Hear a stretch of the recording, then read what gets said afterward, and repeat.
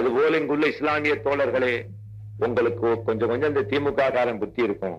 11 பள்ளி வாசல்களை கருணாநிதியின் ஆட்சியிலே பறிகொடுத்து, அன்னைக்கு இந்த கருணாநிதி பிஜேபி கூட உட்கார்ந்துகிட்டு அத்வானி என் வீட்டுக்கு வரமாட்டாரா, அவருக்காக விருந்து வைத்து காத்திருக்கிறேன் அப்படின்னு சொன்ன போது அவங்க எல்லாம் ஒரு ராமகோபால் ஐயன் ஒரு நூல் வெளியிடுகிறார், இந்துஸ்தானத்திற்கு ஆபத்து, ஹிந்துவுக்கு ஆபத்து. அந்த நூல்ல நான் மறுப்புரைக்கு எழுதுறேன். என்ன வாஜ்பாய் சொல்லி கருணாநிதி தேசிய பாதுகாப்பு சட்டத்தில் வச்சு என் நூலை பறிமுதல் பண்றான். நான் பதில் தான் கொடுத்தேன். காயப்படுத்தணும் அவன், கழிவு தடவை போனவன் நான். என்ன கைது செஞ்சு உள்ள வச்சான் 8 மாசம். களத்தூர்ல தொழுதுட்டு எல்லா ஜமாத் அப்படியே எந்திரிச்சு போகுது. அன்னைக்கு RSS காரங்க ஊர்ல பூந்து ஒரு ஆலிமை வெட்டினாங்க, 13 பேரை வெட்டி எறிஞ்சாங்க.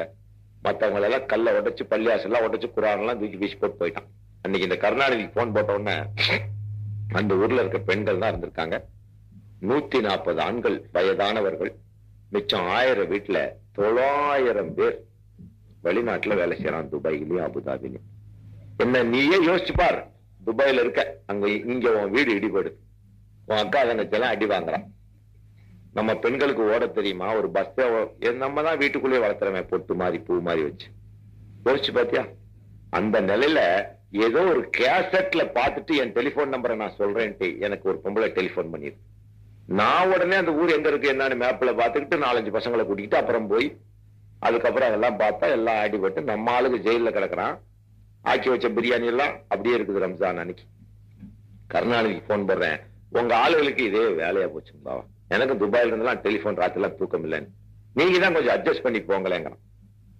ஏண்டா 25 வருஷம் உனக்கு பாடுபட்டு போட்டு இந்த தேவடியா பையனுக்காக அவனை அட்ஜஸ்ட் பண்ண சொல்றியே, நீ இல்லடா துரோகின்னு நினைச்சேன். உடனே ஜிஹாத் கமிட்டின்னு டிக்ளேர் பண்ணேன் வெளிநாட்டுல இருக்கிற முஸ்லிம்களுக்காக.